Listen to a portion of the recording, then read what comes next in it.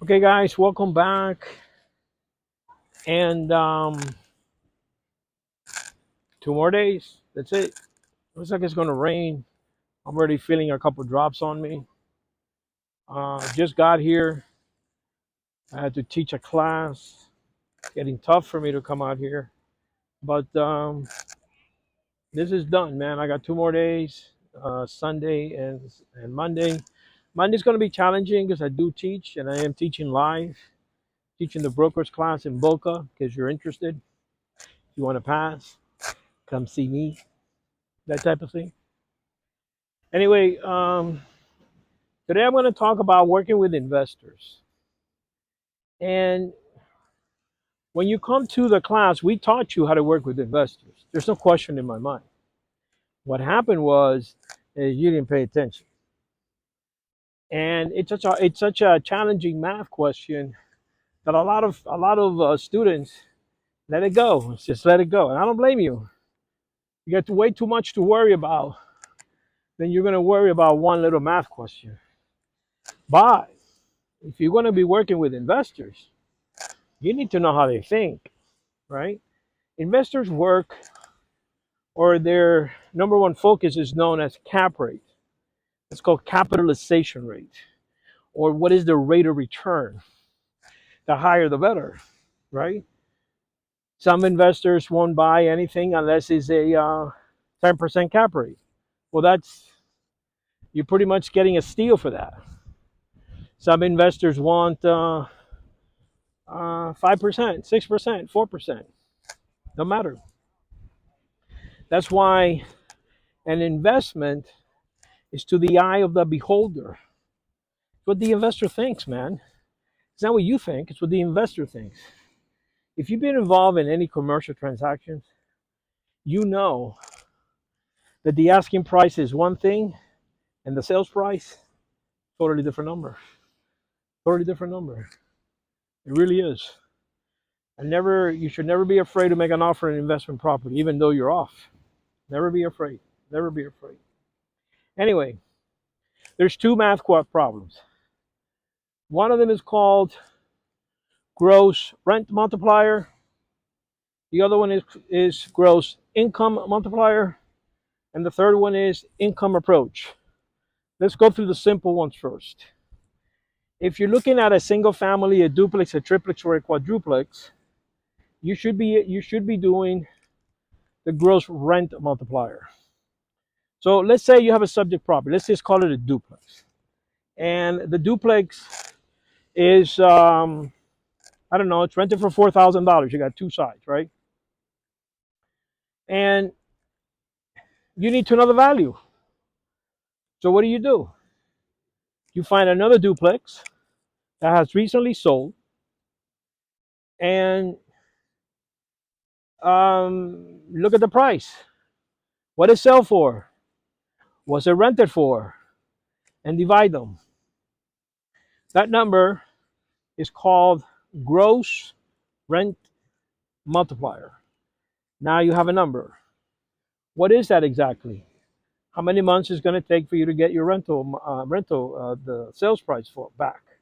Sales price back. So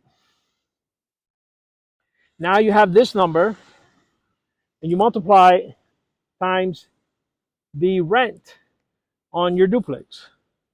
You understand?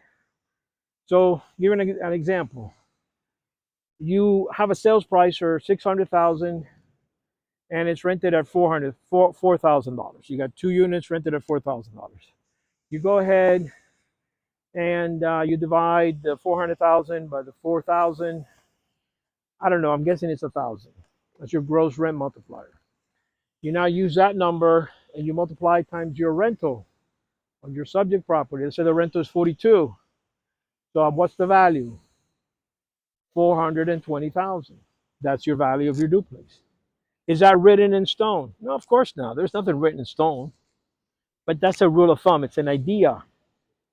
Oh, Rick, so what's the gross income multiplier? Same thing, but it's the year. It's based off the year.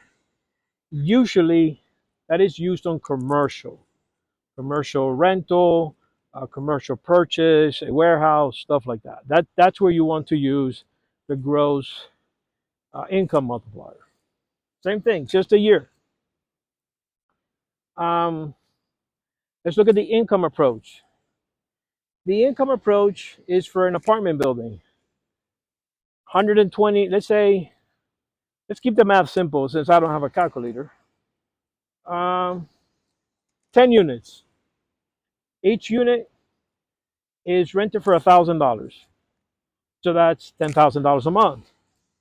Well, you multiply that times 12, $120,000 a year. So that is known as the potential gross income, PGI. So in a perfect picture world, where all tenants don't want to leave and they're all going after you to pay the rent, that's how much money you're going to make. That's the gross. But we don't live there. We live in the real world. And what must you do in the real world? Well, you need to have some money put away for a rainy day. What does that mean? You're going to have empty units. You're going to have units that people are not going to pay. You're going to have to evict them. That's called vacancy and collections. So let's keep the math simple. Let's call it 5%. So 5% is 6,000. So we got 120. Vacancy and collection is going to be 6,000. So now we're left with 114. You have vending machines. You have Coke. You have a washer. You have a dryer. Oh, yes, I do. Okay, how much money does that give you yearly? $2,000. Okay, let's add it back. So now we're sitting at 114, and 114 plus 2 is 116. So now you have 116. Okay? So let's recap. PGI, potential gross income, 120. Vacancy and collection is, what did I say? I said 5%? 5%, which is 6,000, I think. Yeah, it is. So that's 114. Then you have your vending machines that makes you $2,000 a whole year. So you're 116. That is known as the effective gross income. Effective gross income. Now you need to come in and say, well, how much is my operating expense? How much are we paying in taxes? How much are we paying in insurance? The light bill, the electricity bill. Is there a manager? Is there a manager? Are we going to put money away for a rainy day, which is the problem the condominiums are having today? Are we going to do that? Are we going to get some money and we're going to put it away for a rainy day? That's called reserves. So if you're going to do that, this is where you do it in the operating expense section. So let's make up a number. It doesn't really matter. This is all make believe anyway. So where am I? 114. Let's make it 64. So 64,000 the entire year. What are you left with? $50,000. So $50,000 becomes your NOI, net operating income. That's what it becomes. What does that mean to an investor? Nothing. Nothing. Because an investor is looking for what? Rate of return, cap rate. If I invest $1,000,000, I want to know how much I'm getting out of that. In other words, if I invest $1,000,000, okay, and if I'm getting 10% back, I'm making $100,000 a year after all my investments. That's not bad.